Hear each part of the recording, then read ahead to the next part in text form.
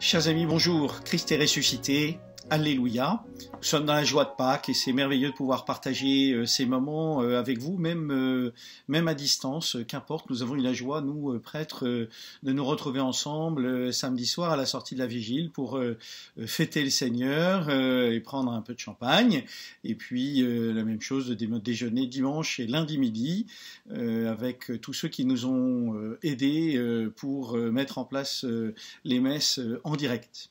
Je voudrais avec vous aujourd'hui, puisque nous sommes dans ce temps de la résurrection, cette semaine un peu particulière de la résurrection, prendre le temps de méditer sur la réalité simplement de celle-ci. Vous connaissez sans doute ce film, The Reason, la résurrection, où un centurion romain est appelé à faire une enquête rigoureuse sur la mort de Jésus et sur les circonstances de sa résurrection. À moins que, bien sûr, vous ne connaissiez aussi tout simplement ce magnifique ouvrage d'Éric Emmanuel Schmitt, du moins pour sa deuxième partie, qui s'appelle l'Évangile selon Pilate. La première partie de son histoire qui raconte Jésus lui-même qui se découvre fils de Dieu est tout à fait hérétique. Mais la deuxième, l'enquête sur la résurrection, est tout à fait passionnante et je vous invite vraiment, dans ce temps pascal, à prendre le temps de relire cet ouvrage magnifique, qui est très court, hein, donc c'est très facile. C'est Pilate qui commandite une enquête sur le Christ et donc on prend un juif comme espion pour faire une enquête, savoir si vraiment Jésus est ressuscité ou pas. Et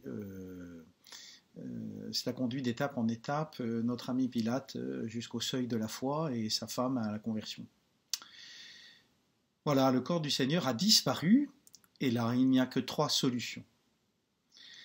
Ou bien Jésus n'est pas mort, soit son corps a été volé, soit il est vraiment ressuscité. Et je voudrais reprendre avec vous quelques éléments de cette enquête. D'abord, sur la première partie de cette proposition, le fait de savoir si Jésus est vraiment mort ou pas.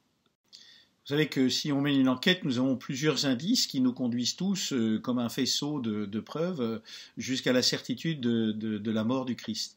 Le premier, très simplement, est relatif au descriptif de la Passion. Lorsque l'on voit, si vous avez vu la Passion de Mel Gibson, où la flagellation de Jésus est un petit peu caricaturée, vous avez néanmoins compris à quel point elle peut être extrêmement violente. Et si Jésus, on nous décrit Jésus qui n'est plus capable de porter la traverse sur lequel il va être crucifié et qui requiert la présence de Simon de Cyrène, cela nous indique bien que Jésus est dans un état d'épuisement total et qu'il va arriver au bord de l'asphyxie sur la croix.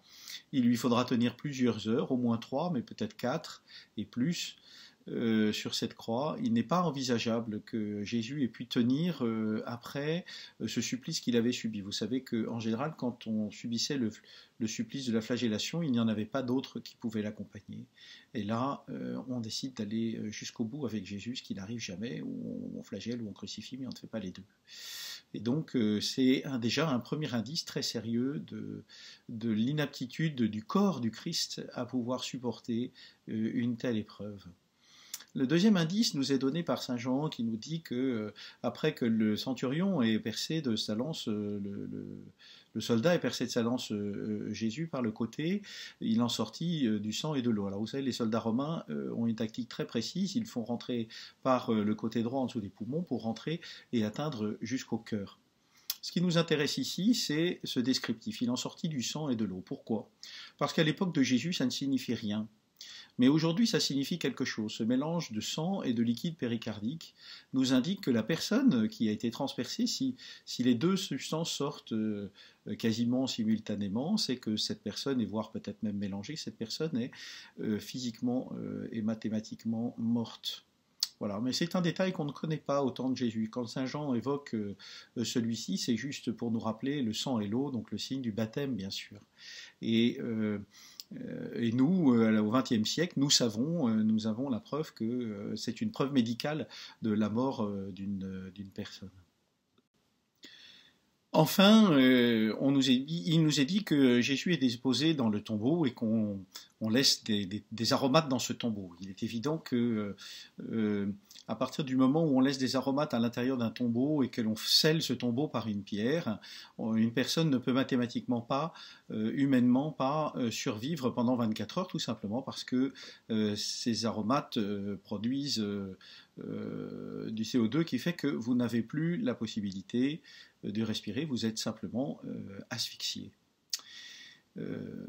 Imaginez d'ailleurs Jésus, même sans aromate, mis à l'intérieur de ce tombeau, encore vivant, après le supplice qu'il ait vécu, prendre une pierre de plus d'une tonne pour la pousser et sortir tranquillement.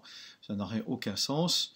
Bien évidemment, les soldats qui sont là au pied de la croix n'auraient jamais laissé partir autre chose qu'un cadavre, et il est évident que le temps qu'on descende ce cadavre, que l'on s'en occupe, la rigidité est déjà là, et qu'il ne l'aurait jamais laissé partir si ce n'avait pas été le cas. À demain donc, pour savoir si Jésus aurait pu, mort, être soustrait au tombeau par ses disciples.